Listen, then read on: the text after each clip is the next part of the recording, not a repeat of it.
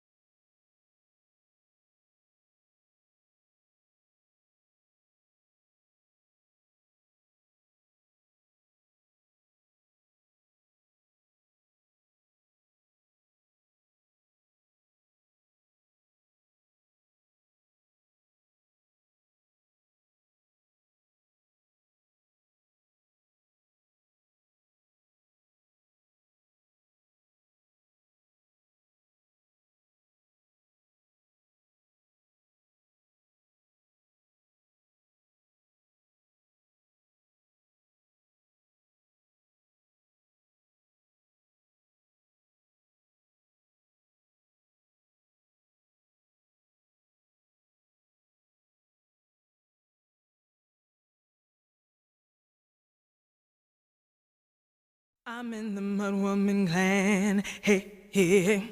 I'm in the Mud Woman clan, hey, hey. I'm in the Mud Woman clan, hey, hey. I'm in the Mud Woman clan, hey, hey. I'm in the Mud Woman clan, hey, hey.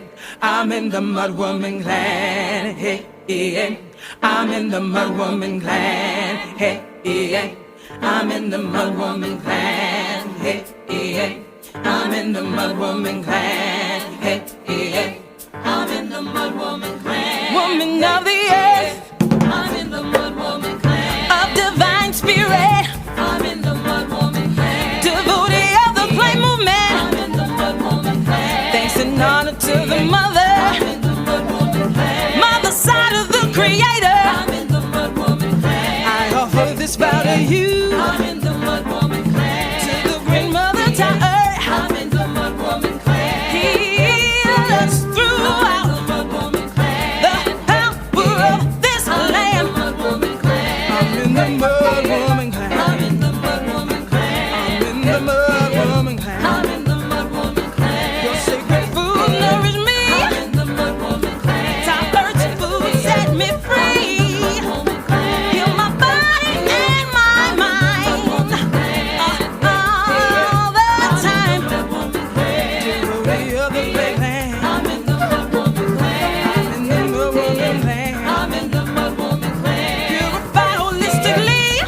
the Mud Woman Clan. Causing me longevity. I'm in the Mud Woman Clan. Purify my body temple. I gotta use her. I'm in the Mud Woman Clan. I've got to use her. I'm in the Mud Woman Clan. I gotta use my mud. I'm in the Mud Woman Clan. As a form of drug-free therapy. I'm in the Mud Woman Clan. That cures all that ails me. Rejuvenates me, yeah. I'm in the Mud Woman Clan. I'm in the Mud Woman Clan. It's on this day, maybe it's play, purify and rejuvenate my body and soul. My body and soul. My body and soul. My body and soul. I'm in the Mud Woman Clan, yeah, yeah. I'm in the Mud Woman Clan, yeah, yeah. I'm in the Mud Woman Clan. New root tire. I'm in the Mud Woman Clan. New root healer. Mud Woman Clan. New root healer. I'm in the Mud Woman Clan. I'm in the Mud Woman Clan. I'm in the Mud Woman Clan, yeah, yeah. I'm in the Mud Woman Clan, yeah, yeah. I'm in the Mud Woman Clan, yeah, yeah. I'm in the Mud Woman Clan, yeah, yeah. Our card for today is Mpuenam. It represents 5 tufts of hair. I don't know if you can see that hairstyle in your mind. I'm sure you've seen it with the literally 5 tufts of hair. Isn't this? I love it. When I saw it, I was like, oh, the first time. A symbol of the priestly office, embodiment of lofty duty to a desired goal and loyalty. It represents a traditional hairstyle of joy that was worn by priestesses. Okay. Our book says, representing fortitude, ready for life's challenges, strength. Discover the many ways to wear your royalty. How are you choosing to represent your goodness within? Do not hide from your birthright. Fix your crown. Take joy in your appearance. See, believe, and celebrate your goodness.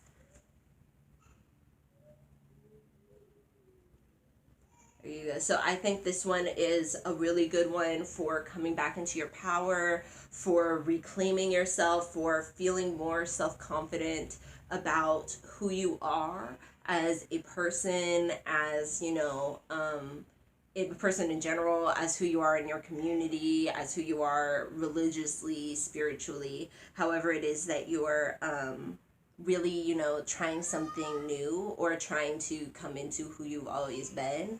I think this would be a really amazing symbol for that. We have our 42 laws study. Our law for today is I will not initiate a quarrel. Picking fights. Picking fights is such a big one.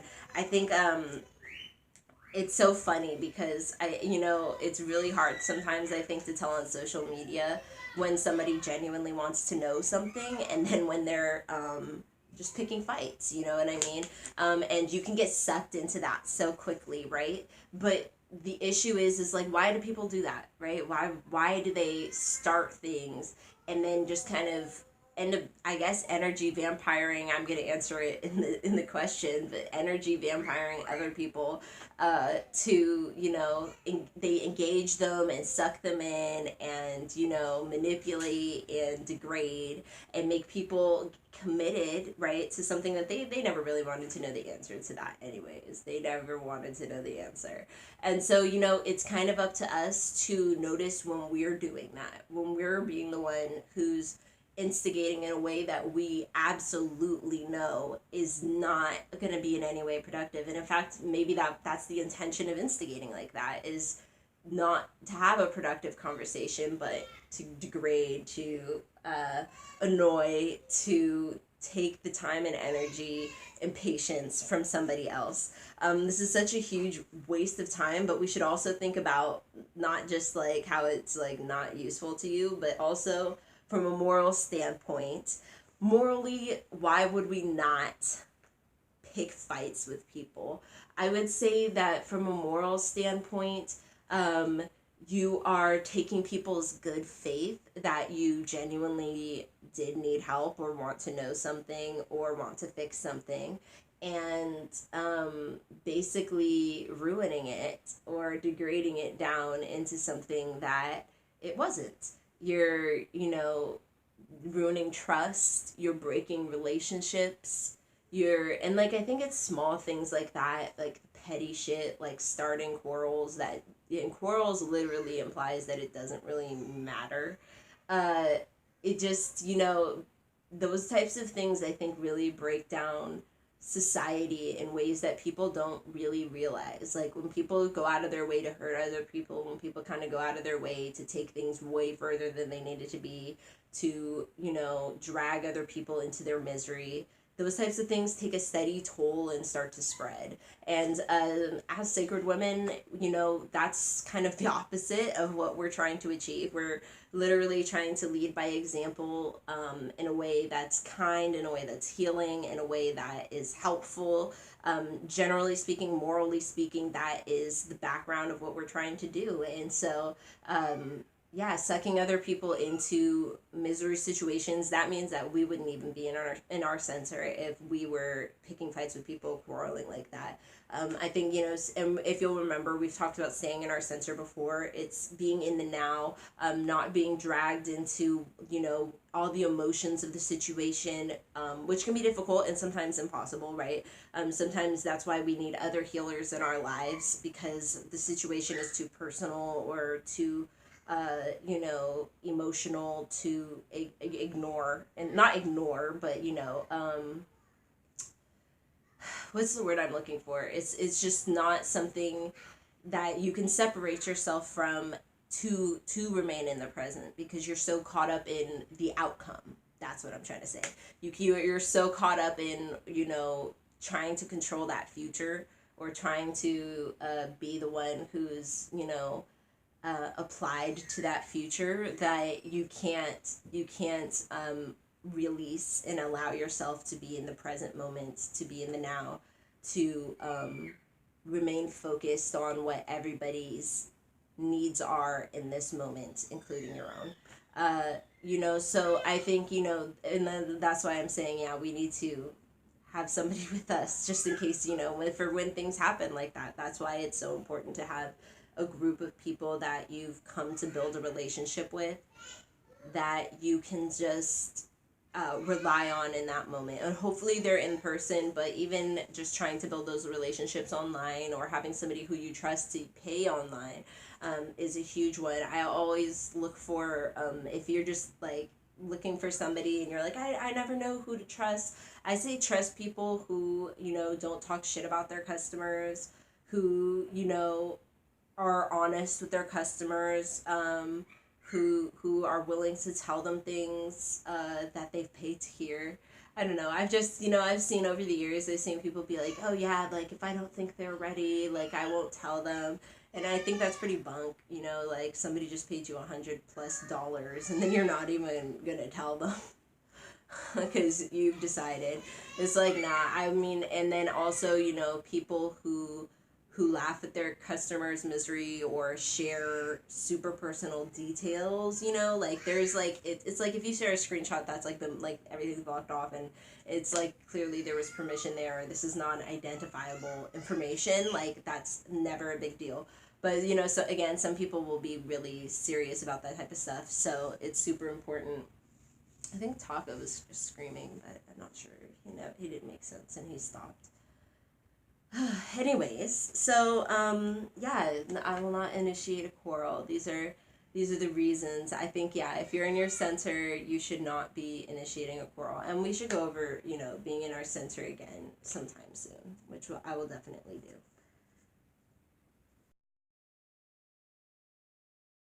So today, during the chop break, I did really want to emphasize just how diverse the healing modalities really are.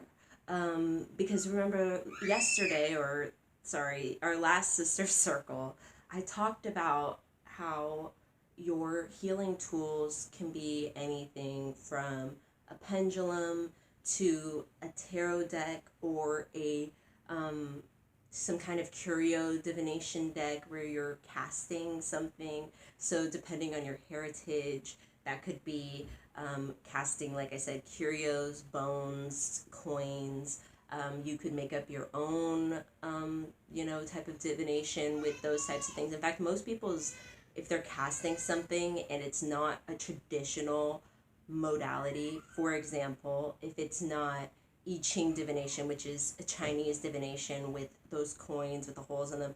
I mean, technically, you should be, in my opinion. I mean, I'm not exactly sure how it works, but it seems like that's something you should be of the bloodline before you attempt, right? You should probably be in some way Chinese, have some Chinese ancestor that's a real Chinese ancestor that's actually talking to you and connecting with you for this type of thing. But there is, coin divination, which you'll see in a lot of root working hoodoo conjure circles, something like pennies, six or 9 pennies, sometimes just 3 pennies. I've seen it with nickels, I've seen it with quarters, I've seen it with just specific state quarters, I've seen it with specific years on each of the coins.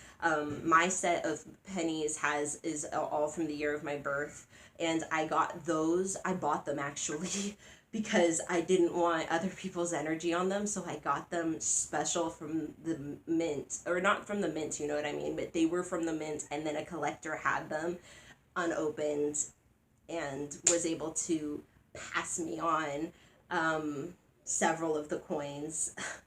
And they were from 1991, the year of my birth. And that's just something specifically I wanted. However, I don't, like I said, some people have all state quarters, some people have all pennies that they've found at specific times and that they've collected over the years. Some of them have, the dates, it just all depends.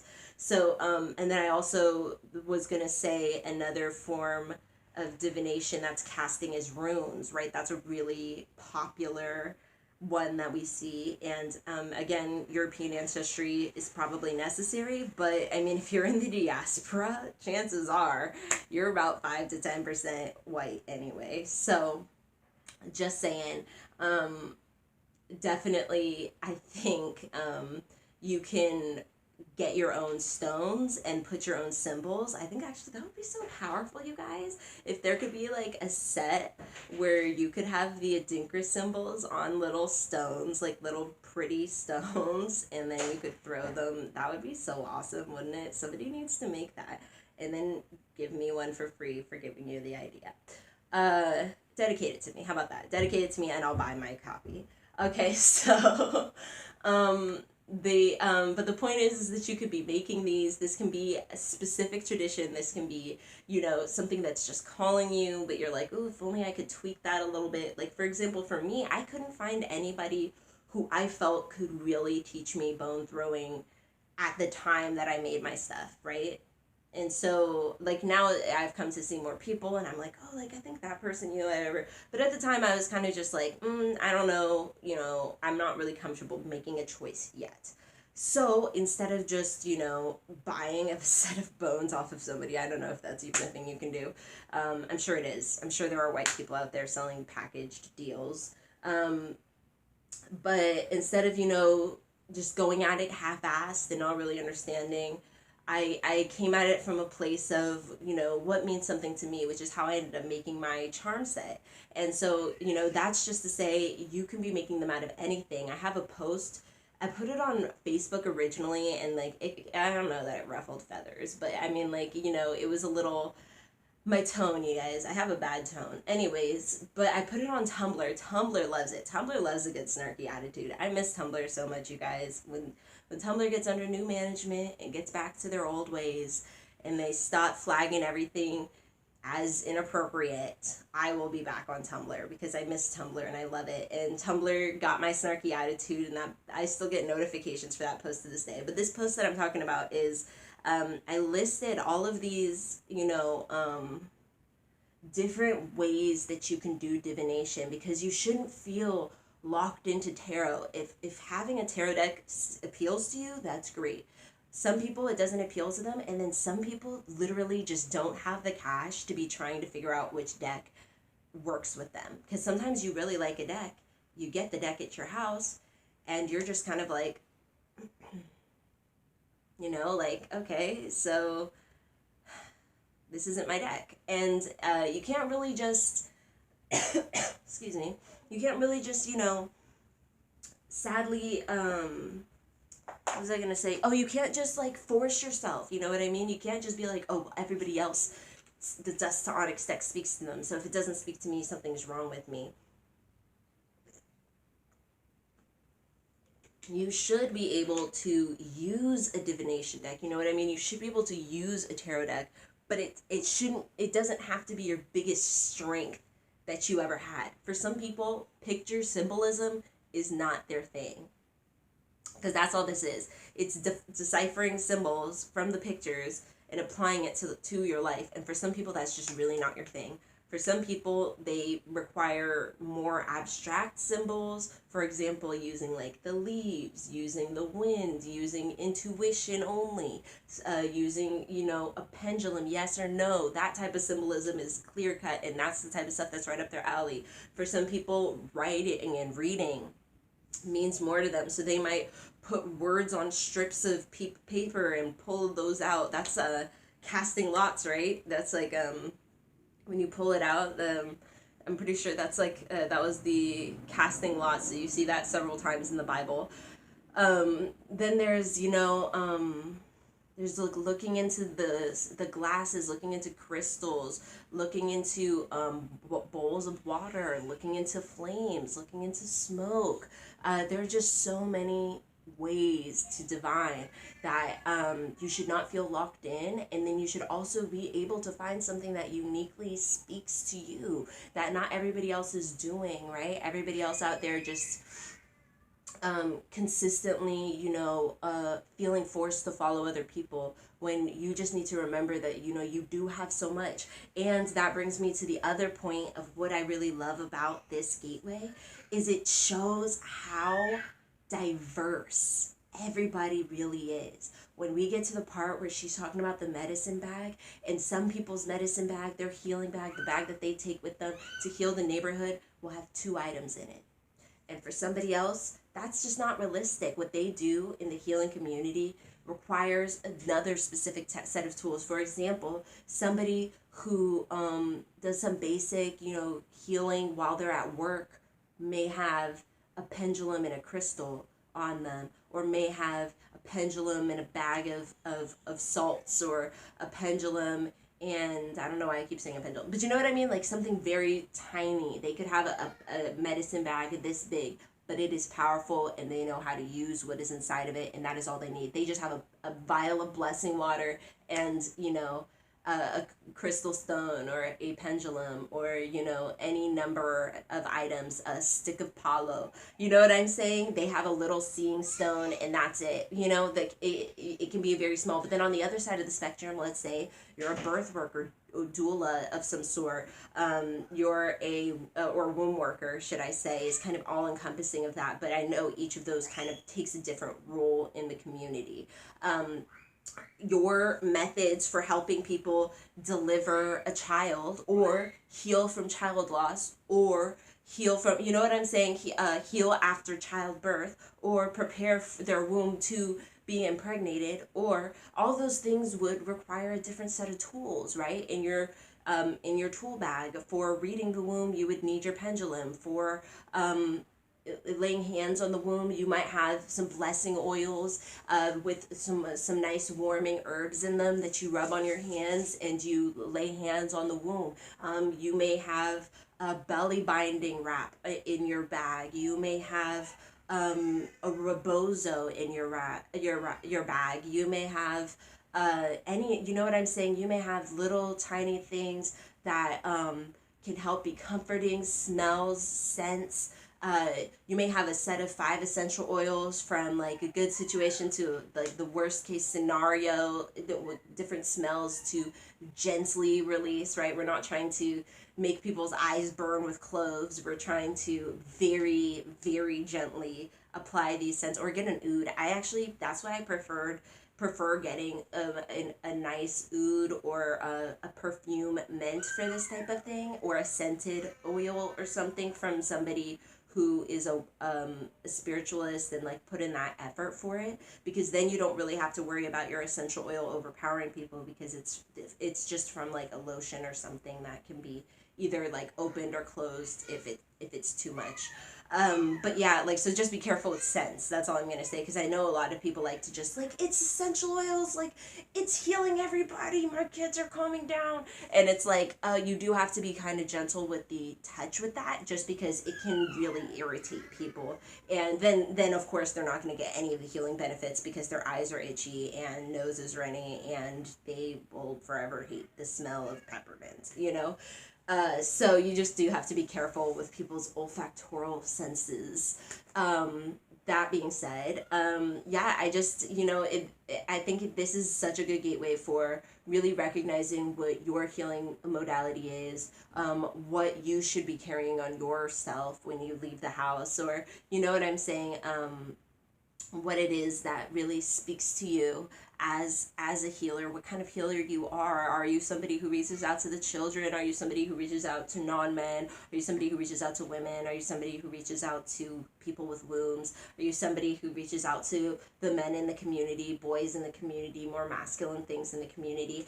Finding, what it is you do, and figuring out how to conjoin your healing tools with that, so that everything becomes very powerful, so that you're using the best tools for what your vision is, you're using the best tools for what your goal is, and then also for what you're most powerful at doing. But yeah, I mean, for me, I would say, I have some tools that are just tools that I'm better at using on myself, and then I have tools that I'm better at using on other people. For example, like pendulums, I love to read people with the pendulum. I love to give womb readings. It's kind of my thing. It's about the only reading I allow people to pay me to do is womb reading, um, for the presence, for the future, potentially for fertility, that type of thing. Typically, I prefer to do more of healing work, because I find that often, that's just kind of what needs to be worked on anyway. It's pretty rare that somebody has something that's like specifically fertility related, that a reading will be able to clear up what it is, and you could take care of it without a doctor. It's pretty rare in my experience that I see that. Sometimes, like, often the blockages come from other things that need to be rectified. So anyways, but as somebody who reads the womb, the pendulum, oils, that type of thing is typically more my tea. And then I also do postpartum, um, care, postpartum ceremony type of things. And so that also, I for that I have a lot more stuff. I have like a box with like an altar to set up. I have the wrap, the belly binding wrap. I have oils. I have like a powder mixture to mix with the oils. There's warming stones that can be used with that too. So, there's just like, there's a lot of little healing things. And if you want to learn more about that, the postpartum stuff I was just talking about, I did write a postpartum ceremony in Punani Proverbs, um, the workbook that I made, to kind of help others get connected with their womb, as well as have tools to use for different, moments in their life, such as abortion, miscarriage, postpartum period, honoring the body and the mind and the spirit during those times. So yeah, but yeah, just I want you to think about what you want in your bag, and what your goals are, and what that really means to you, what kind of healer you're really trying to be, what kind of healing you're trying to offer to yourself, and then potentially to others if that's what you're doing as well.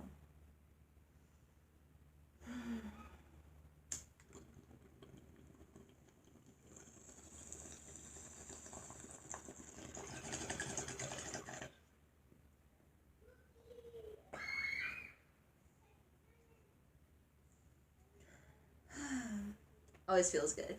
All right. If you're following along in your Sacred Woman book, You should be on page 266 where we left off and the last sister circle. We had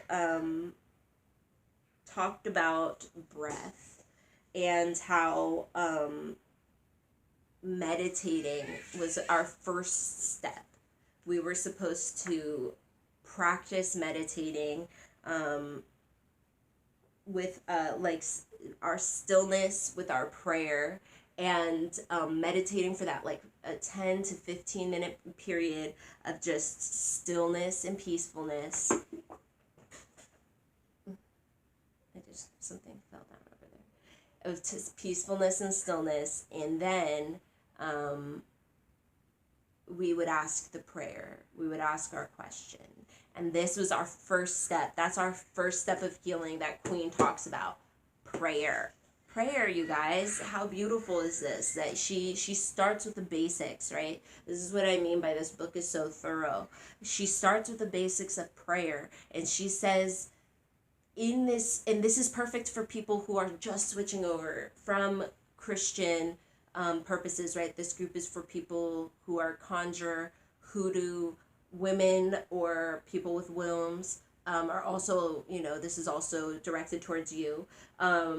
So this is people who perhaps are a little bit new to talking to the ancestors, new to receiving messages from the ancestors, are worried about the differences that they might feel switching over from Christianity, that they may not recognize what they're feeling, what they're seeing, what they're being told for what it is. And so in this, she gives you such clear advice. She says, sit for 10 to 15 minutes and just clear out your mind.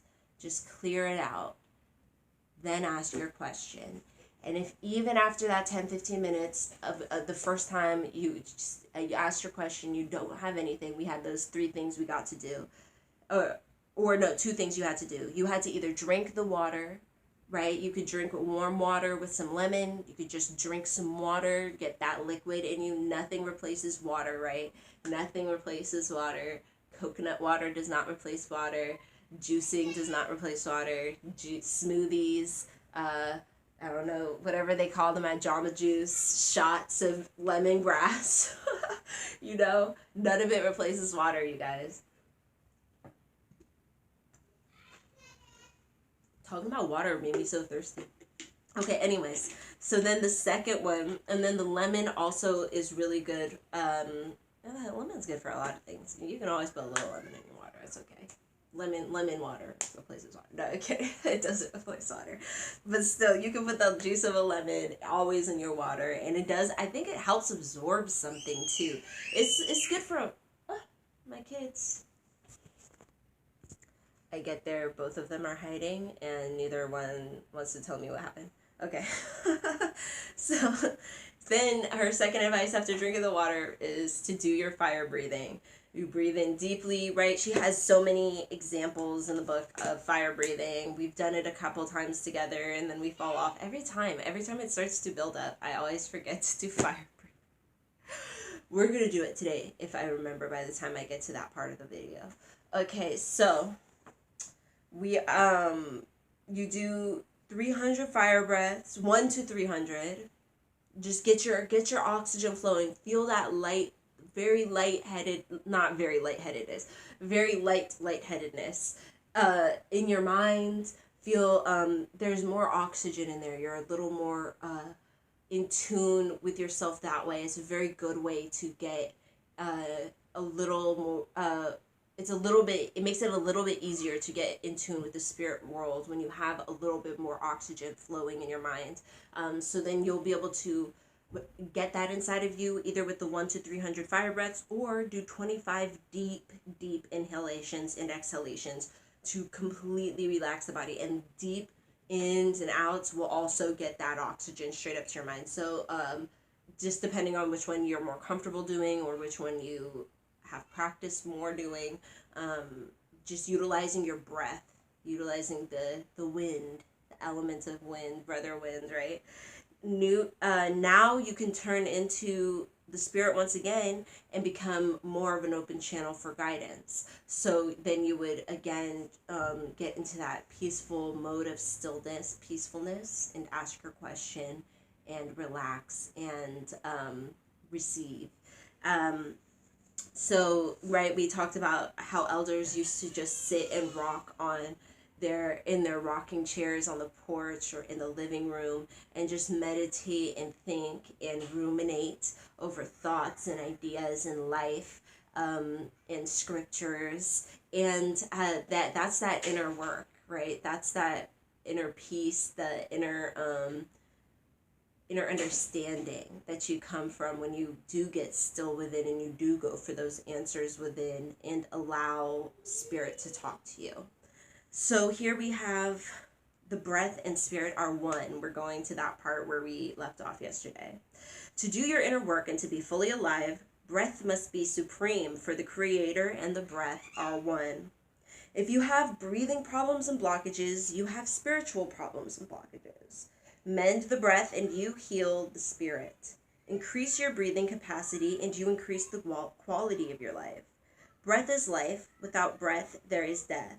All your activities should include attention to the breath. Remember that your fire breathing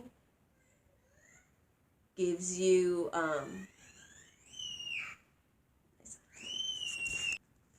my daughter is petty, y'all. She'll take toys just because she sees kids playing with them. She's like, "Ooh, that looks nice now that you're having a grand old time." Okay, so, oh yeah, so fire breathing is what I was gonna say was that's a way to help strengthen your lungs, give you more of that breath capacity. I've talked to you guys before about how, like, when I started that, the feeling of taking those deep breaths felt like I was breaking my ribs. I was like, like, what does she mean? Like, I couldn't even do it. I couldn't even do it. It's taken a long time for me to, not a long time, but it took me like a long time, it felt like at the time, to, feel like I could take those like rapid full breaths or even take really full breaths at all. So, yeah, that's just it's including your attention to breath. If you'll notice in like yoga and stuff like that, they also have attention to breath, and I'm sure in other forms of like dance and similar things, I'm sure there is also attention to breath in to some capacity. Um, your food must contain breath, so your food must be of high quality. Live, organic, whole grains, fruits and vegetables, some uncooked, fresh juices and herbs full of live enzymes. Um, your cooked foods, fast foods, flesh foods lack breath. These foods do put the body temple in a death-like state. I do want to say overall though, the cooking does bring out certain things that are good for you that you should occasionally eat cooked foods, which is why she does have soups and things in here and occasional things that you would pour hot water on and let, or boiling water on and let absorb from that. Cooking foods was kind of what changed humans initially. It was like because that's why we have softer jaws, is because we cooked our food and didn't have to, grind like other creatures did as much. So just saying on that level, there are certain benefits to cooking foods.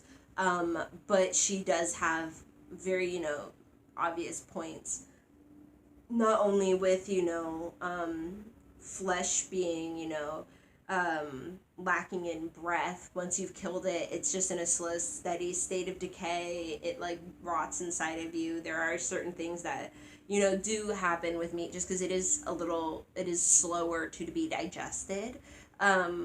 Which is why, and the raw food does go straight right through you. So if you're looking to cleanse and stuff, that's why certain people choose certain times to eat certain things.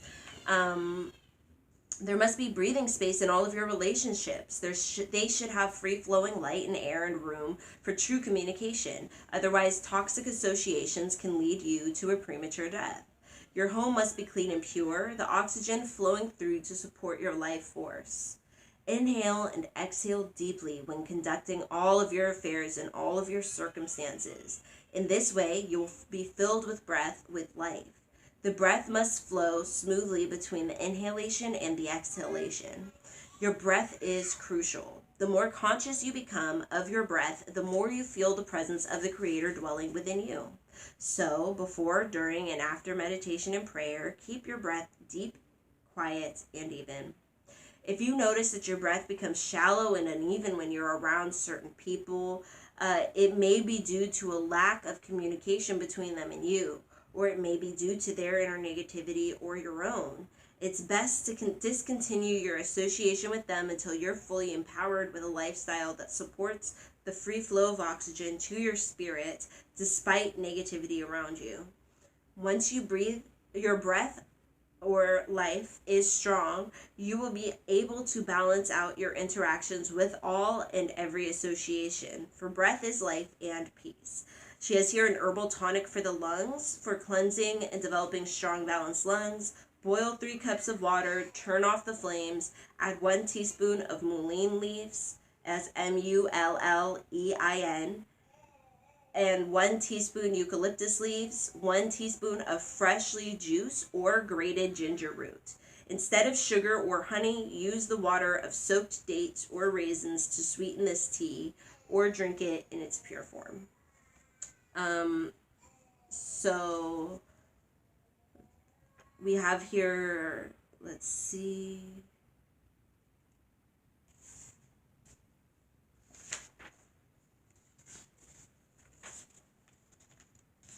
All right, if you have the book, you can do all these meditations, but this is a lot. We have a lot to cover today. So just know she has a lot of meditations, here for using the breath for renewal, emptying meditation, the filling up a rejuvenation meditation. These are meditations for utilizing the breath and the air around you in a way that facilitates healing for yourself. And then if you become good at these, then perhaps you could lead others in a sister circle or family who may need to do this type of meditation. She has the emptying meditation, which will keep you energized. You should perform this a few nights after the new moon. My hope is to, after we get through the gateways, I can start making videos for all of the meditations from all of the gateways for everybody. I think that would be really fun and awesome. But we'll see. I have to have time for all these lofty goals of mine. But until then, I highly encourage you to do your meditations on your own. She also has so that was the emptying meditation. She has a filling up meditation, which is to fill up the body temple with love, light, supreme peace as you slowly inhale and exhale from deep within while counting slowly from 0 to 10. So she has some good information about that. We are going to move on to these are the healing hands. So now that we've done the groundwork, which is breath, should always be done when we're doing our healing hands, when we're praying, when we're at the altar and just trying to get answers, any of that, whatever we call it, we should always be breathing and doing our breath work. These are healing hands, page 268. The one Creator transmits love through our hands for spiritual healing. If we are willing to be a living vessel for the Creator's glory and grace, how many people have you healed with your hands without even realizing it? Every time you served a troubled friend a cup of herb tea, you stroked your child's head when she was sad, or opened the door to someone in need and gestured for them to come in, you extended healing, encouragement, and peace with your hands. Honor all the love that you've given out all these years through your hands. Now, take those hands and wrap them around yourself. Hold on real tight. Receive the love and care that you are in need of through your own healing hands. Pour the love on thick. Embrace yourself deeply. Then, when you've received enough, open your hands back to the world so your hands may extend all-powerful love to others. For your healing hands are a gift from on high. As a sacred woman, whatever or whomever you touch is charged with healing. When you tuck a baby into bed, the baby receives wellness and sleeps deeply. When you rub an elder's feet, he or she then walks with less pain. When you prepare a crying sister friend a bowl of soup, she dries her tears and takes a new look at her life. When you sweep your home with your hands wrapped around a cinnamon broom, blessings begin to flow. When you serve your family natural foods filled with love, profound healing takes place, all because you have healing hands, blessed and cleansed by the Creator. The laying on of hands opens you to the laying on of high spirit from one soul to another. It opens you to the laying on of heart, of compassion, and it opens you to the laying on of healing words so that when you speak, the sound, the tone of your voice, and the words that you utter create wellness in those that you meet. Here is the prayer she has for laying on of hands. So she says, open your palms facing upwards and call upon whatever you call their name. So she has here listed names of all of these creators, and I think it's so wonderful because it reminds you that, you know, sacred womanhood is for all of these different religions and spiritualities that Black people in the diaspora or in the motherland might be utilizing. So here we'll read, ancestors living and breathing in me, I empty myself of all negativity. I open my mind, my soul, my heart, and my hands to you. Please fill my hands with your divine power and light. Charge and guide my hands so that I may follow and do your will, so that I may be your instrument of healing, so that I may be your instrument of peace. Do with me what you will. With hands blessed and pure, ancestors, I give thanks and praise to you. So I think with this one, it's really good because it gives you, right, the foundation for prayer. It gives you the foundation for talking just out loud to the ancestors. And I think it also gives you a foundation to really make your own laying of hands prayer, because this one's super wordy, right? It's not like super long, it's just a little paragraph, but just to remember it off the top and being out, it'd be a little bit difficult to just memorize this. So I think that having even just one of these sentences memorized, perhaps to give you a starting place every time. For example, saying, ancestors, I open my mind, my soul, my heart, and my hands to you. And then, you know, rubbing your hands, creating heat, or doing that before and then saying that at the end and then laying hands. However it is you feel comfortable, whichever, order makes you feel the more comfortable or feels intuitively correct for you. You could also just say, ancestors, please fill my hands with your divine power and light. Simple. Now, easy. You just have your own, prayer. Very simple, very direct, and you could start your work with just that. Like, I just want you to know, it's very easy to just have it can be very simple. I know a lot of the times people like to be going all out. They're not sure how far they should go. And I've seen people like mocking people for that. And like, they're like, oh, and then look at you. And then you went over there and then you did this and then you did that and then you did this. But you only need to do one of those things. Like, yeah, like that's true. And like, people just don't know that. And like, nobody said anything. So how would people know? So here I am just saying it can be simple, right? I made my mojo bag complex, but I still want you to remember that can be simple.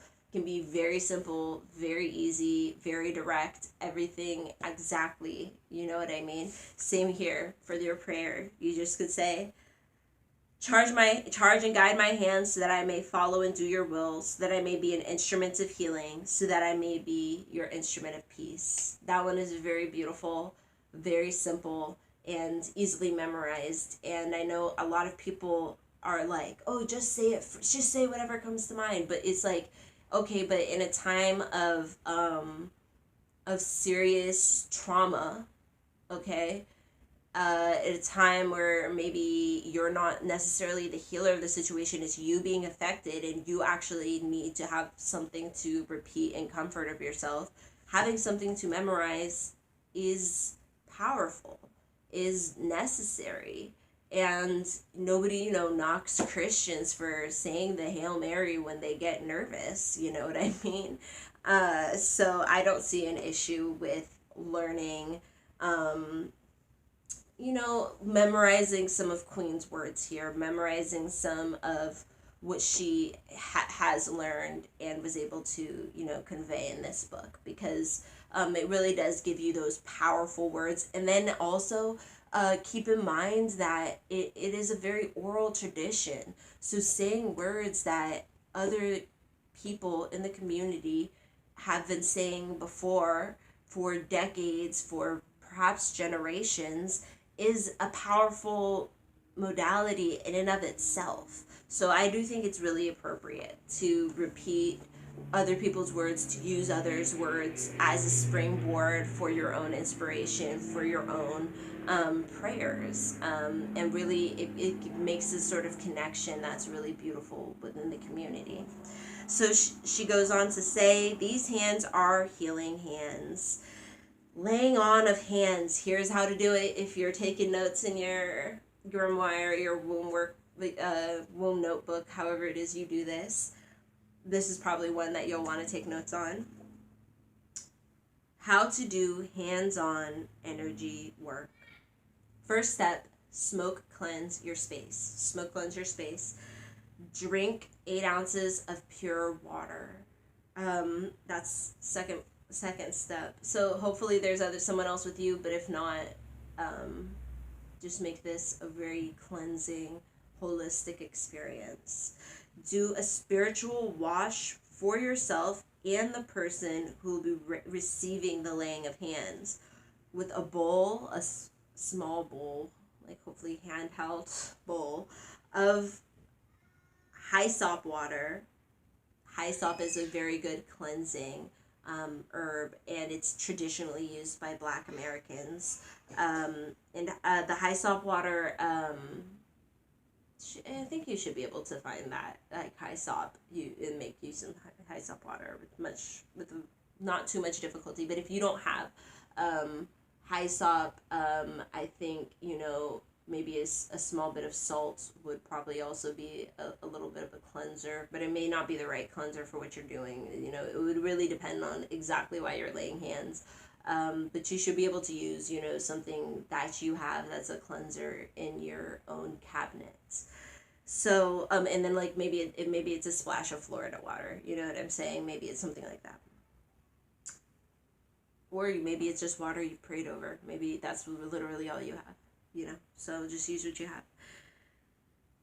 So the first step was you smoke cleanse the entire work area. Second was you drink the 8 ounces of pure water. Third was you did a spiritual wash on both yourself and the person, using the hyssop, washing very lightly down the face, down the throat, down the arms, the hands, down the legs, and down the feet, up and off. All right, from head to toe.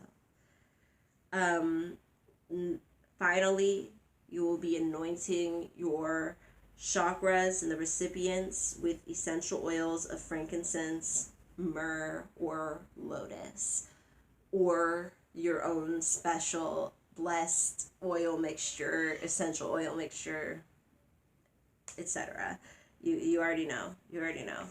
Wash your hands thoroughly with black African soap or clay soap from the health food store. So you can get African black soap anywhere now, from anywhere now, right? You can go on Amazon and get it tomorrow, right? I think they've got the traditional like Hunka black soap, and they've got the Shea Moisture versions of black soap, and they've got somebody else's version of black soap. They got black soap everywhere. So I know getting your hands on some black soap and having that be part of your healing cabinet in your house or healing baskets that you have in your house or in your medicine bag. Super important. If you're somebody who lays hands on people, please have soap be a part of your medicine bag. It's super important, not just for yourself, but for other people. So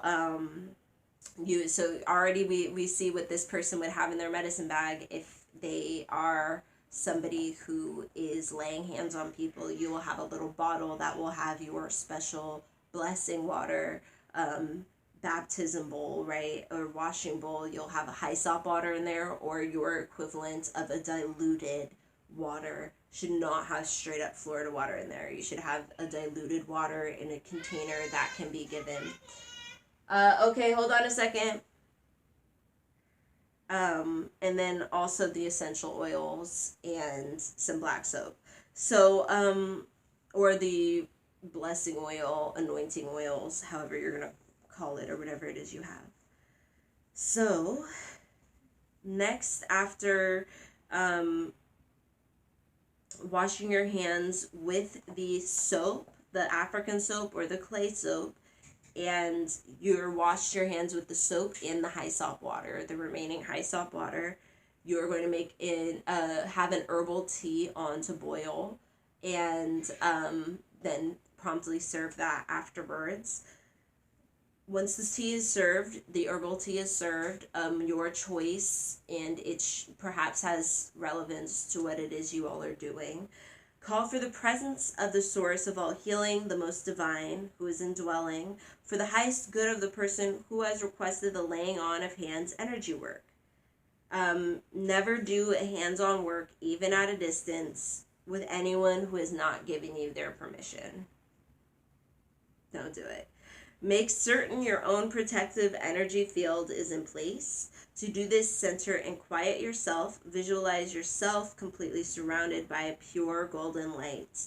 Always remember to establish your protective field before you do energy work for other people. Always just take that moment to center yourself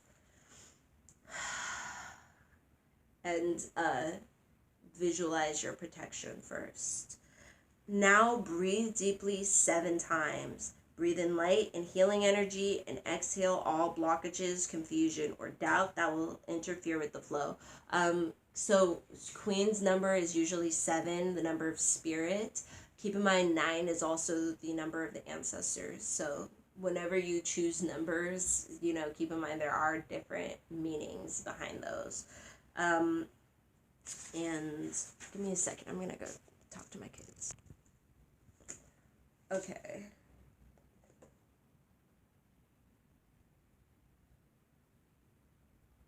Ask that Sekhmet Ra,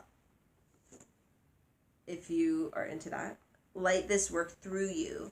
So here is where you're calling your ancestors, your spirit guides, specific names. Maybe you get specific healing strengths through a specific healing ancestor in your bloodline. You're related to a midwife or somebody who was like a root doctor, did spiritual work.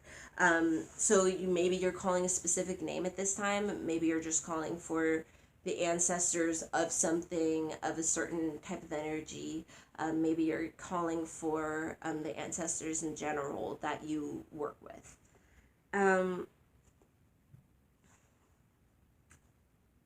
Ask them to work through you call on them to work through you with the laying on of hands. The energy that they've had. So she refers to the Austin Nebet Het resurrection of Asar, the king, which helped the Nubian race continue. So in this case, you would also be thinking of, the rich tradition of laying hands for healing that is traditional in the Black community. Continue your breathing, but now focus your awareness on the RE2 chakras in the palms of your hands. So you're focusing on energy in the palms of your hands. Rub your hands briskly together as the healing breath of Nebuchadnezzar breathes life into your hands. So you've just but you're breathing, but you're also focusing on the energy in your hands. And when you feel that you are focused on the energy of your palms, you then bring them together and rub them together, as your healing breath, of your ancestors breathes life into your hands and warmth into your hands. And you can speak into your hands too and breathe life into them that way. You can test for the presence of the healing energy by turning your palms towards each other about 6 inches apart and very gently and slowly attempting to bring your hands together. You should feel some resistance, as though you were holding an invisible ball between your hands. If you don't feel any energy between your hands, center and quiet yourself and repeat the breathing and work at it again. So you will not be talking to other people at this time. You'll be focusing on what you're doing. You'll be focusing on your energy, on what you're doing this for.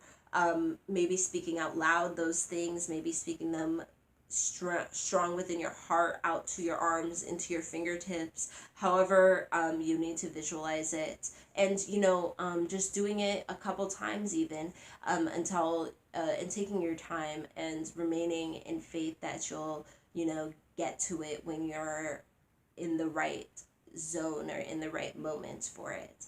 And so when you're ready, then before you begin to work on anyone, yourself or someone else, offer this prayer to the ancestors using your own words or this example or variation.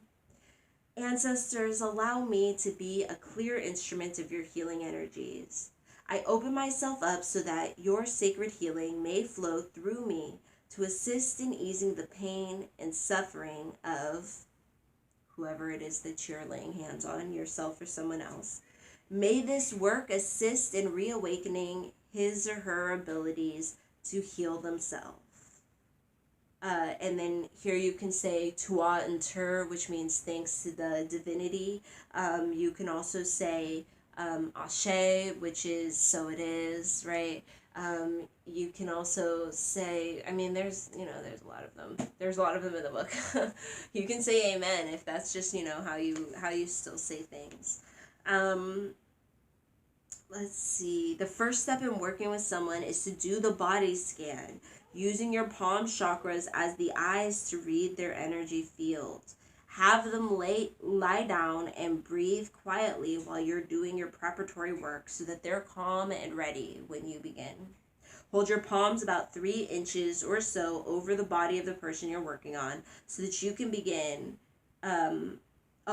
You can begin at the feet or the head, whichever area makes you feel like you need to go there first. So this may change depending on who you're working with at that time. Very slowly move your hands along their body, getting a sense of their energy. Stop whenever you come upon an unusual feeling. A cold spot, a hot spot, an empty spot. An area where you sense there is an intense energy blockage or hole.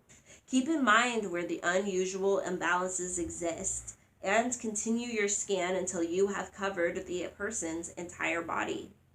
When the scan is complete, you can discuss the areas where you had felt problems existed, or you can simply return to those spots one at a time and work on them for a few minutes.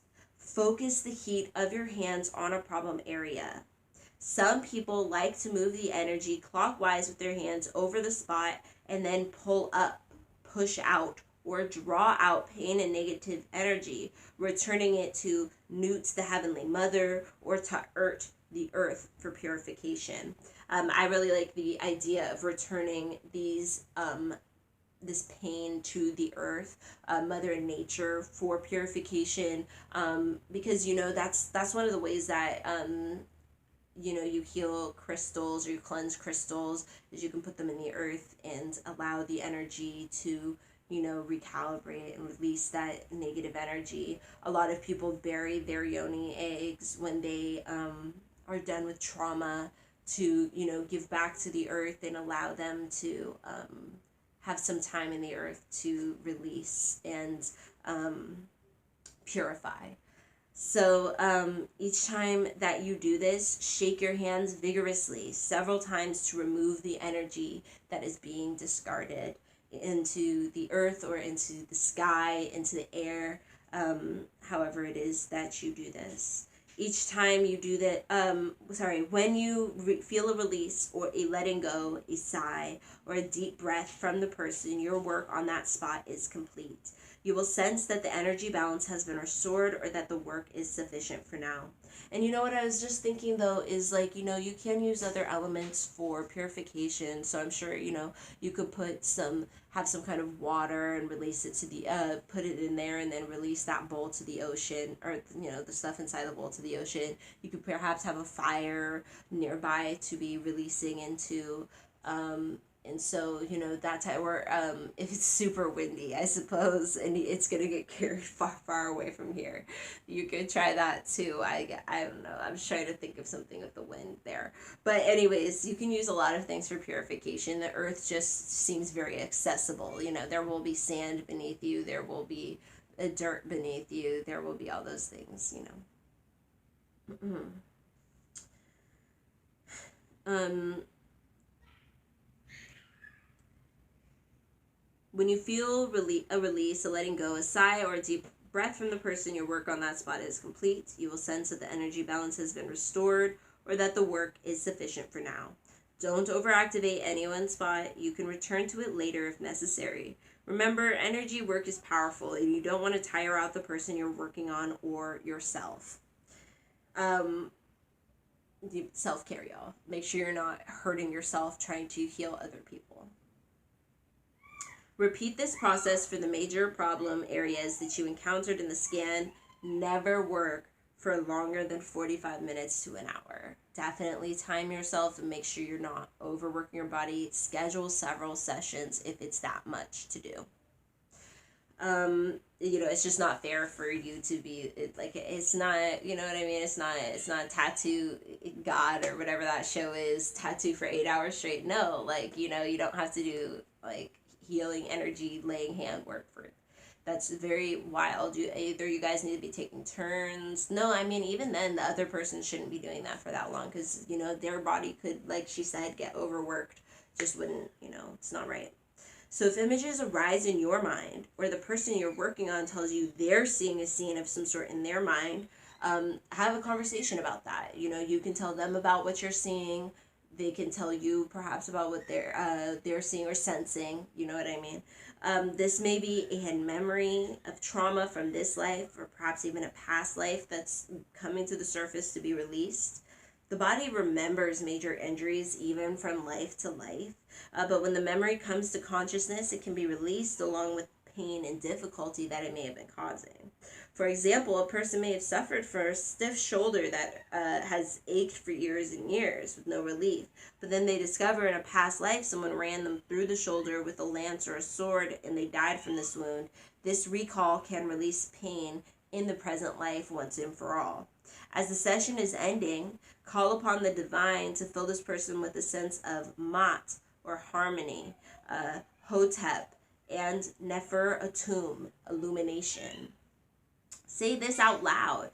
So, you know, you can use the words that you feel comfortable. Call upon the divine to fill this person with a sense of balance, harmony, illumination, and what does Hotep mean again? Let me check again. I don't use the word as much anymore. I know it had like a different meaning before. It was to mean people who did too much.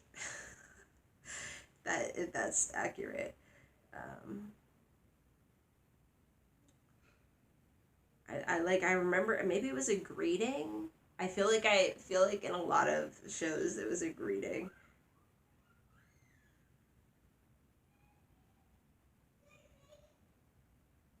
Peace. There we go. So yeah, that would be an excellent one too. I know Hatepu is something we end our prayers with, but I'm not sure. I thought that meant peace. Okay. See, like, you guys, you can't. Let me look up.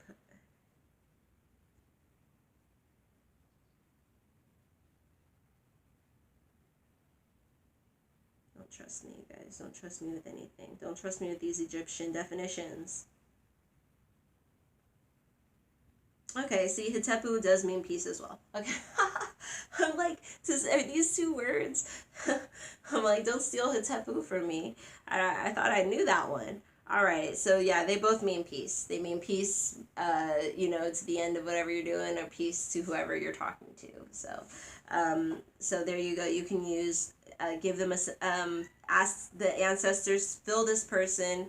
Ancestors, please fill this person with balance, harmony, peace, and illumination. Very beautiful, very simple, very modern, and perfect to utilize on yourself, your family, and others in a very, very wonderful sense, I think. That one translates very well. All right, so let the person lay quietly for a minute or two after you're finished. Oh, sorry. After you do say that out loud, you do a final scan. Put some protection around them as well. Tell them that you're doing this. Tell them that you're going to do the protection after. Have them lay quietly for a minute or two when you're done. And then have them rise slowly and gently and sit in the chair for a few minutes and sip the glass of water, or a glass of water with the juice of half of a lemon that you've prepared, or even better, you can give them something to sip with wheatgrass or green juice from vegetables, to really give them like something revitalizing back into the system. Might want to caution the person that energy work essentially speeds up the body's own self-healing abilities, and it will fast forward through the healing process, so they may feel a bit worse for the next 2 or 3 days, comparable to the experience of a cleansing crisis when you purify your diet. But after that, they should start to feel truly energized and renewed. Suggest that the person take some healing baths, drink cleansing herbal teas, eat light meatless diet for the next few days, all to enhance the effect of the energy work and the healing. While the person is sipping, shake your hands out one more time, wash them thoroughly with salt water, and or rinse with the hyssop water. So you should have gone through like 8 ounces of hyssop at this point. So drink in at least 8 ounces of purified water with the juice of half a lemon, or drink a glass of juice made from fresh green vegetables to restore your own balance of electrolytes in your own system, which do get depleted when you do energy work of any sort. So that is the old school nutritious way to get your electrolytes instead of getting it from vitamin water. Check your own energy field to make sure all is well. If you have time, take an Epsom salt bath with a few drops of frankincense and myrrh and essential oils. I do think it's important, even if it's not like a super traumatic thing that you just performed for somebody else, it is important to do the sacred spiritual baths for yourself, for when you're working on or with other people. Thank the source of all healing, your ancestors, for their assistance. Say thank you for being there, thank you for helping them, thank you for your guidance that I received. And that is it for laying hands. Let me see. My goodness. Got so much to do, y'all. So much to do. Okay. Next, we need to talk about channeling the gateways. Channeling the gateways. We all have the capacity to receive the divine. Through conscious channeling work, we allow ourselves to become vessels for the spiritual guardians. If we have been adequately cleansed in body, mind, and spirit, and are pure in our intentions, our request for guidance is granted, and the spiritual guardians funnel information, guidance, and healing to us from the spirit realm to the earthly realm. If you are blocked and you need answers to questions, then open a channel to the appropriate gateway. This is a way to utilize the tools that she's given you in this book, especially when you're just starting. You want to know you're trying to put something in a category, right? You're trying to focus specifically. You can put most of your questions into any of the gateways, right? You can say, oh, this is a question, or you can put it into two, right? You can say, this is a question that involves sacred space, but it also involves sacred relationships. Or this is something that involves sacred space, but sacred food as well. Or this is just something that's specifically about sacred womb. This is a sacred womb question. You can do that for pretty much any of your questions, all of them, all the way through Meshkinet, your sacred work, sacred secrets. There's some, all the gateways, including the couple that she talks about kind of towards the end of the book. I think all can be, help you. You can focus on those gateways to help you answer these questions. So that's why channeling the gateways is such a good idea. So she asks you to start with a prayer for divine guidance, protection, and purification. Ancestors who are indwelling, I ask that you open the way for me to receive a healing. I pray that the secrets of my heart be revealed to me. Oh, ancestors, spare me from... Oh, what is this? Spare me from your jaws. Who's Moot Image? I don't know. I'm just trying to change this prayer up, but I'm like doing it as we read it. So hold on, let me read this real quick. I'm not sure what that part is about because I'm not sure that God or goddess. I pray that you guide my every movement, protect and purify my heart and my breath as I seek the wisdom of Tahuti. That's the sacred words. If you'll remember, that was the goddess of sacred words. So here we're talking about as I seek, she's seeking the wisdom of sacred words. So you can just say the name of the gateway and not the goddess or gods. Or if you have the book and you're Kemetic, of course, that's what you would be adhering to this. I pray that Mot will honor me with the rings of truth, that I may dwell in the lotus heart of Nefertum for all of eternity. So yeah, you need to offer up a prayer, asking for your ancestors' guidance, asking for balance, asking for honesty, for wellness, for protection, for purification. So preparation and protection work for channeling. Purify your space and all those who are to take part by smoke cleansing the space with frankincense and myrrh or sage or incense or whatever it is that you have or use to do a basic smoke cleansing of the space. So you're smoke cleansing the space, the participants, everybody who's going to be there, if it's just you or if it's other people, and you're doing this as a coven, as a sister circle, as a group. Purify yourself by drinking bitters. Bitters detoxify evil thoughts which come from evil spirits. Drink a glass of bitter herbal tea. And she has here listed golden seal. You can add 1/4 of a teaspoon to 8 to 16 ounces of water. You can add juice of 2 limes, 1 to 2 limes to 8 to 16 ounces of water and drink that. You can have aloe vera, 1/4 of a teaspoon to 8 to 16 ounces of warm water and drink that. So you're drinking something that's like bitter, sour, a little hard to drink. So that's a detoxification method for evil spirits or evil thoughts.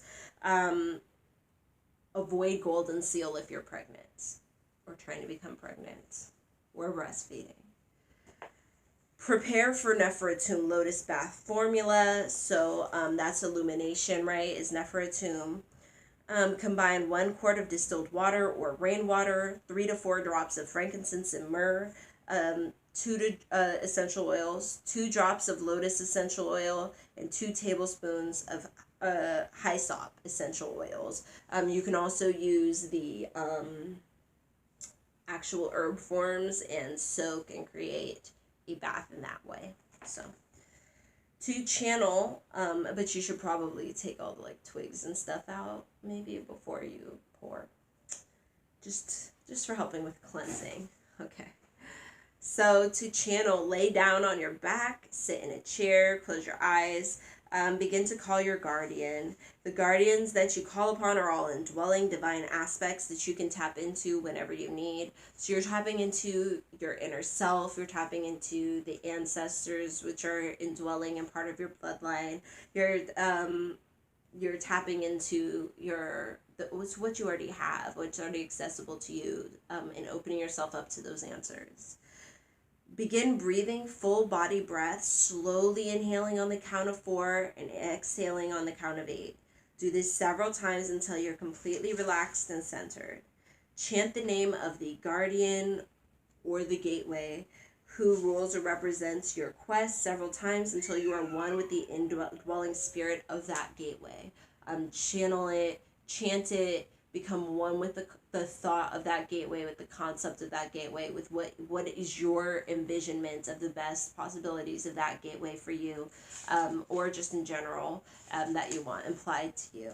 And get with the indwelling spirit of that gateway, whichever it is. Visit the Holy of Holies by going into your own heart center. Visualize yourself standing before the gateway that symbolizes the truth you seek. Open the gateway with your mind. Imagine yourself, at the entrance of that gateway. Open it up, go deep inside, face the altar of your heart, the altar of your quest where you are seeking guidance for. Place your request upon your altar. Breathe, release your fears, apprehensions, judgments. Listen with your innermost ear for the answers. Listen, let go, relax, and you will hear the truth. If you feel a little blocked in gaining the answers, repeat the breathing until you feel relaxed. If you still cannot hear, remember to call on Sesheta, the keeper of secrets, that's also indwelling, to reveal what you wish to know. Make your connection by repeating her name or by speaking to the Sesheta within.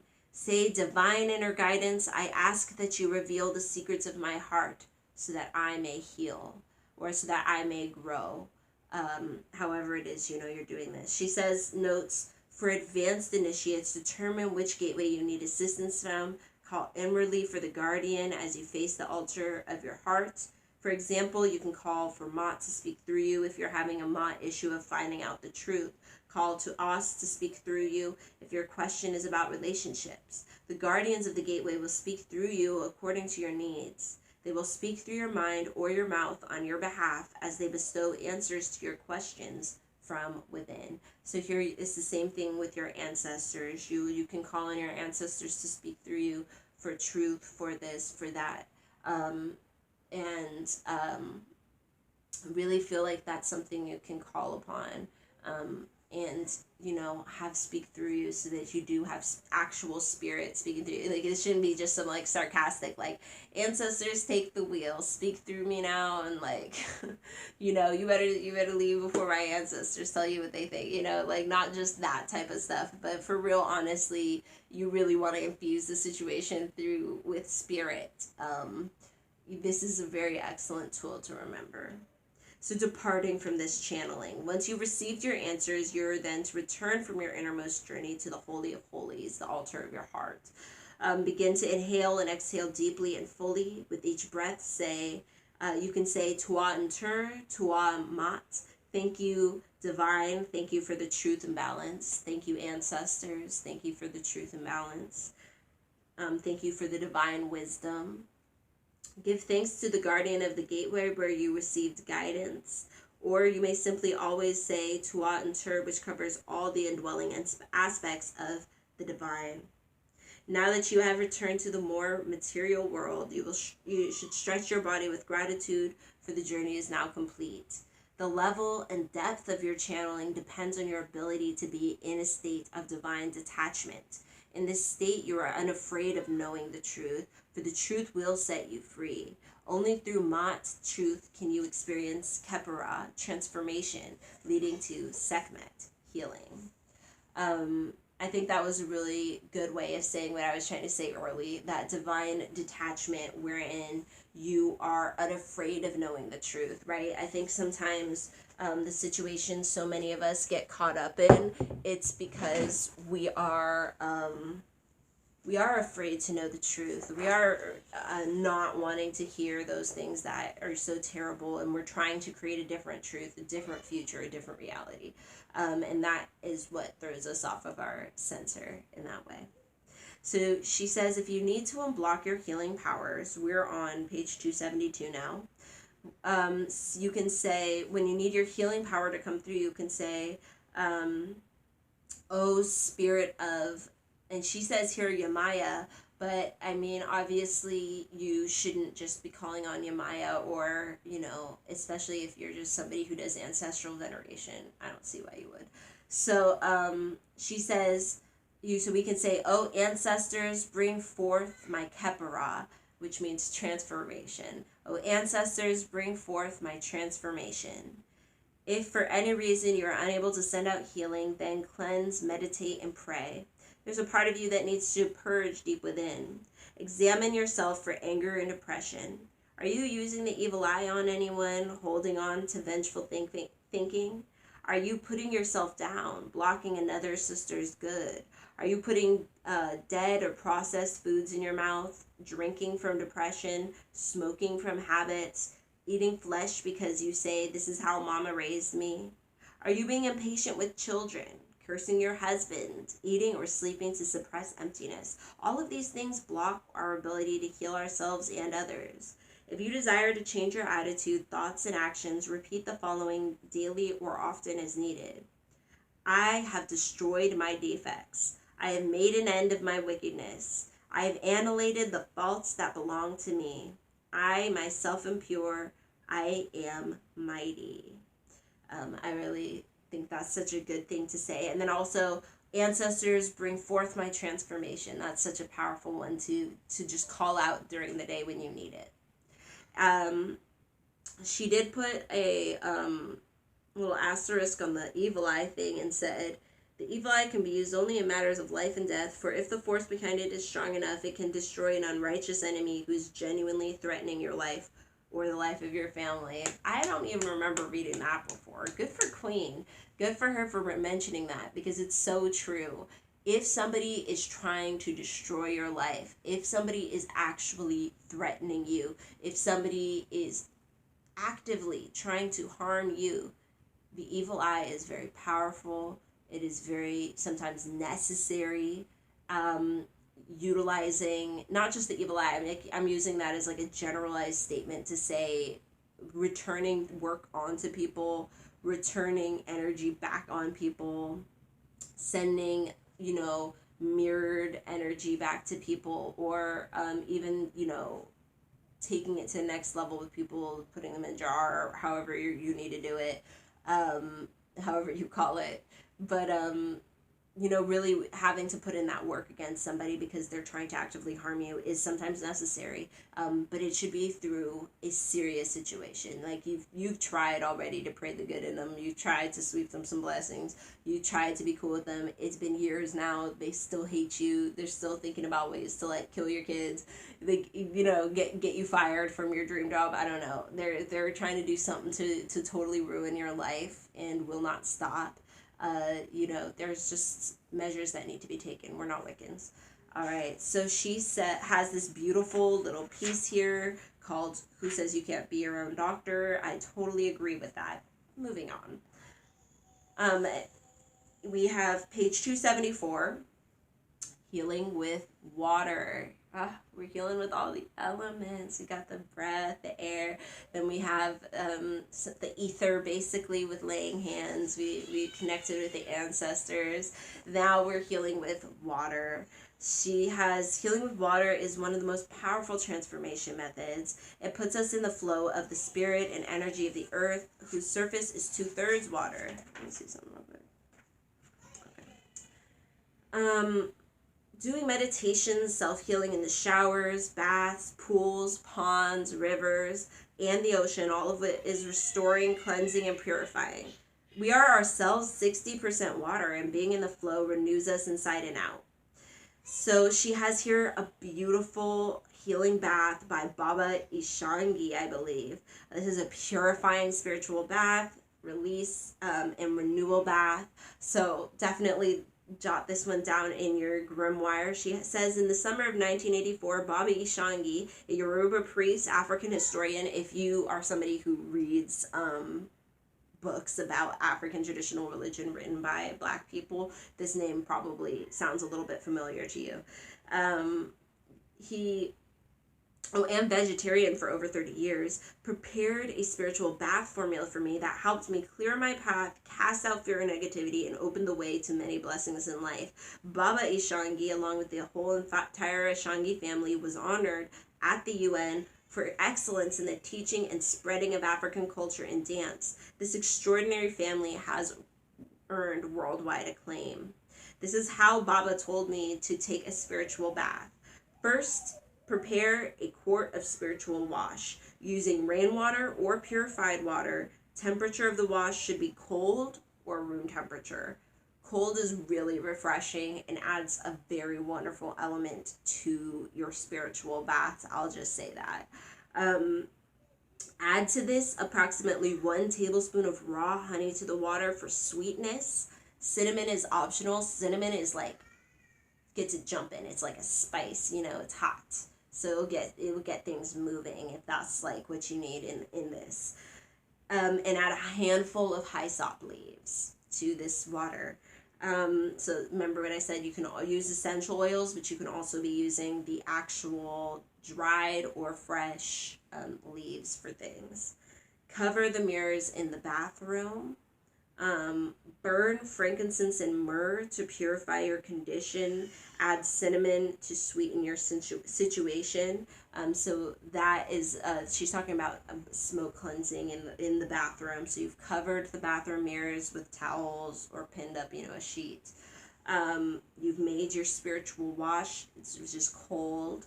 You're burning frankincense and myrrh, you're burning some incense, you're adding to the incense intuitively which you think you need, right? So she's talking about some cinnamon, maybe you need something else that you happen to already have. Get on your knees in the tub and scrub yourself down with black African soap or coconut or clay soap. Use warm water or room temperature water with a sponge or washcloth as you wash downward and you pray. You can be singing spiritual songs that apply to your spiritual condition. Maybe you're singing just, one of the Sacred Woman songs. Maybe you're singing an older spiritual or gospel song from our ancestors closer to when they first came from Africa or first were becoming, recording the spirituals and passing those down and making them, and, the rhythm that those held. There are, a lot of people, still find comfort in maybe repeating the words from Wade in the Water or Swing Low, Sweet Chariot, or any of the other ones that, there's so many, call and response, that's what I was thinking, call and response songs, ring shout. There's a lot of material, you know what I'm saying? And if you can learn a few of them, or you can maybe play one on repeat, so that you can, have the voices of your ancestors around you and sing along with them if you don't know the song, by heart by yourself yet. But, using spiritual songs is very, very powerful. So yeah, you could even just do, have the I Open My Heart to Enter song. I think that one is so powerful. I'm always using that one, especially when I want to get like in the mood of dancing or in the mood of movement. I always play that one, and the drums just take me to that spiritual place. That one's on the Sacred Woman CD. So pour a bowl or gourd of spiritual wash over your head and let the wash run down your entire body temple. Repeat this anywhere from 3 to 7 times until your inner voice reveals that you have completed your task. She says she's done 3 washes in one sitting, can go as many as 7 or more if you have serious major spiritual blockages or problems. She said Baba told her that when she was finished, she should apply pure white clay or powder over her whole body to represent the high Holy Spirit within her and upon her. She then went to the altar to pray and to receive further spiritual guidance. She was then told when you should take spiritual baths. The new moon at the beginning of the new at the beginning of new projects in order to energize them. At the full moon to subdue or stabilize one's energy, also to bring forth an idea or concept or situation. Before, during, or after a cleansing fast, before traveling, before marriage, before and on one's birthday, during one's birthday month, before and after the birth of a baby. To purify oneself from adversity also, and let's see, we also have experiencing any physical, spiritual, mental, financial blockages.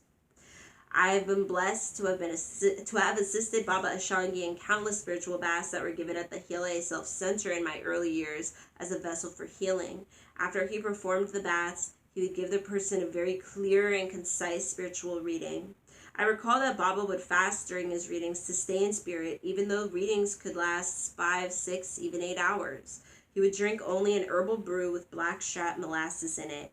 Then he would pray, sing spiritual songs, and read the person's past, present, and future as he sat in this pure state. I will never forget my own first spiritual bath. It was soul-stirring cleansing that will live with me a lifetime. Since then, a spiritual bath by the ocean or in my home has been a part of my evolution on the path of purification. It is earth changing for me. All right, that was for the healing with water. She really gets into the baths. She really talks about going to the waters, spending that time in the water. Sometimes you can keep it really simple when you're out and about. You don't have to bring so many items with you. But I really loved how she talked about after the bath, powdering yourself down or covering yourself up with maybe a sacred ointment or a clay or a powder of that you've made. And I can think of a lot of really yummy smelling powders that you could make at home using different herbs that have different meanings for yourself, or so that could be a very beautiful self-love ritual to have a very delicious smelling powder, maybe with like rose or cinnamon or something like that, to really just spread over the body as a loving powder, and then sit before your altar naked and just allowing the body to feel and be open and receive. She talks next. Let me just look where we're going. Oh, we're almost done, you guys. We're almost done. We next talk about the sacred stones, and she also talks about the chakras, the Ardi 2, and how those align. Since antiquity, people have revered the healing properties of bones in the earth, our mother. Deep within her heart, in her dark and secret places, she creates minerals and gems of astonishing beauty and color and healing properties. We need only to hold her wondrous bounty in our hands to feel the inner power and energy. We need only listen to the slow earth heartbeat to learn what parts of the body and spirit they have an affinity for. So here she's also referring to the fact that stones do have different energetic vibrations, right? This is proven. You don't have to, it's science. You know what I mean? Like, a lot of people are like, oh, healing with crystals, what does that mean? Blah, like pseudoscience. Like, no, it's literally science that led to these conclusions. The following sacred stones that she's about to recommend, semi-precious stones and gems, were worn by the ancient Nile Valley ancestors to energize, empower, and purify the 7 Ardi 2 energy centers. Not only were these precious stones beautiful and captivating to the eye, they also contained healing power that maintained the wellness of the body temple. These stones were worn thousands of years ago and are still available to us today to use as talismans for spiritual protection, as necklaces, earrings, pendants, stones for healing rituals, parts of the body work when doing massage or cleansing, water healing, as room activators, and as calmers. The Kemetic people work closely with the system of Arito, subtle energy centers in the body. These are also known as chakras. I've heard somebody once say that he felt it was misconstruing it to call the chakras Arito or to conflate the two. And I asked him to explain, and he never responded. He never was, so I was like, okay. whatever, she explains it here. If I ever hear any different, I'll totally update everybody if I ever find something that explains what they meant by that. So, but according to Queen, they correlate very closely. These various stones aided in opening up of the seven energy centers. So the Ardite one, she advises hematite. It's a steel gray iron black form of iron oxide, stimulates and unblocks, heals conditions that relate to the first Ardite, the energy center that grounds us on earth and regulates the base chakra and our basic survival energies. Hematite is highly effective when placed at the base of the spine or by the buttocks. So this is the root kind of center here. We have Ardite 2, which is which she recommends amber, which is a tree resin that often contains fossilized forms of flowers or insects. It ranges colors from orange to dark brown. You often see those as necklaces on not toddlers, infants and toddlers who are teething. It's supposed to help with teething. My kids definitely still have their amber necklaces on, but that's mostly because they're attached to them now. So if they're not on, they're like, "Where's my necklace?" This stone represents the second Ardite. It's connected to the electromagnetic centers of the etheric body, the sacral energy center that regulates the sexual and reproductive system, said to stabilize the spleen, heart, and base of the spine. So then we next have carnelian, Ardite 3. It's a reddish opaque stone, helps to regulate the intake of food as well as assimilation and circulation, helps the digestive system properly filter, gives you the ability to handle and break down challenges that come into your life. This gem represents the third Ardite, the solar plexus, the energy center that regulates the digestive system gateway.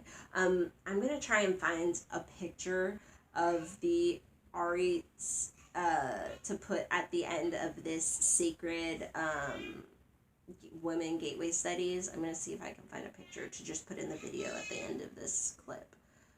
Because we still have like a page to read, but I do think this one could be important. All right, so then the fourth was jade. So I think I said that the one right before was about food and the digestive system. Jade is a green stone ranging from light to deep shades that generates divine love, aids in promoting altruism and unconditional love by aligning the subtle bodies. It serves as a balancing and calming energy to all those who come in contact with it. This stone represents the fourth Ardite, the energy center that controls the heart, the seat of love and compassion. We have the fifth one, turquoise, is a blue-green stone that gives us wisdom and brings good fortune. It can absorb negative feelings and vibrations, sends healing to the wearer.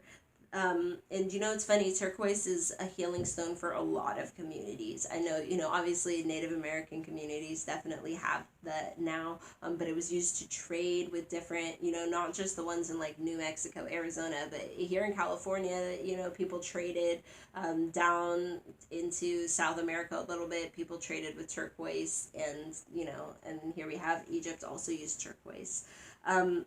It can absorb negative feelings and vibrations, send healing to the wearer. The energy center that regulates the throat is what this one's about. Aids in intelligent creativity, divine communication, sacred words from on high. So if you're someone who perhaps is still struggling with sacred words or utilizing them in your everyday life, or you're somebody who needs to talk, use prayer, do that type of thing, utilizing the turquoise can also be very highly effective for somebody, just trying to channel that way.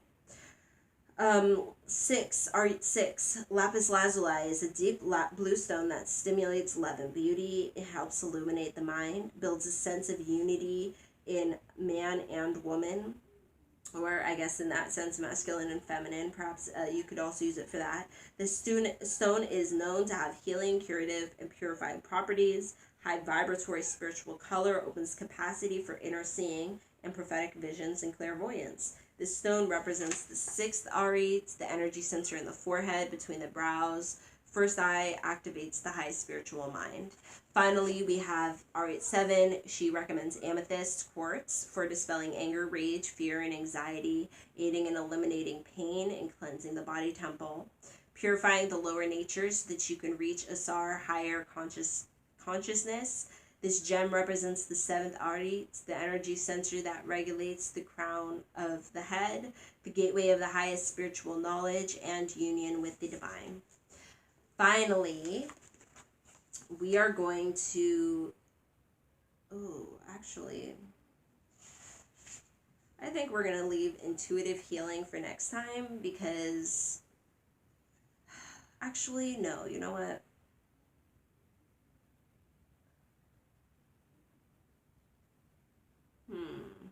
No, we're going to save it for next time because she talks about cards, she talks about pendulums.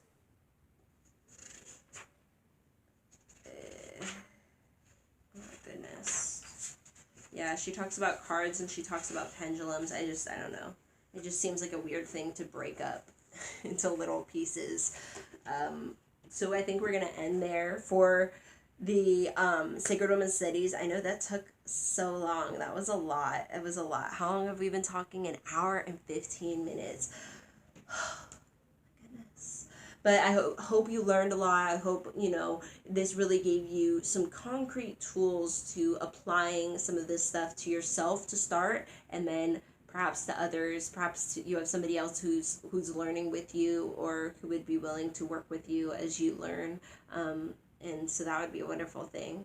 But yeah, I hope this really helped everybody really connect with this chapter more and start to bring all of the different facets together to utilize, your words, your movements, your food, your, intuition, all of that for healing in this way of being a sacred woman. I don't know. Anyways, so thank you so much for joining me. I think that I'm gonna just go ahead and make this part the end of the video. Yeah, I think that's probably best because it's just so long. And I'm going to try and put some pictures at the end of this video to maybe clarify some of the stuff that we talked about and, enhance the experience a little bit, this healing experience. We're doing something new today. I'm putting some pictures at the end of my video. Like, that's hard. I'm like, look, you guys, I'm downloading pictures.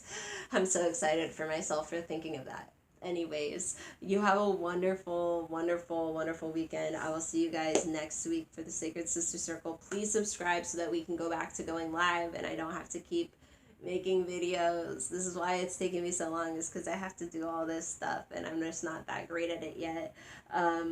Please subscribe. Please share with your friends. Hopefully they can subscribe. Please go to patreon.com/Sacred Sister Circle and donate $1 a month if you like it.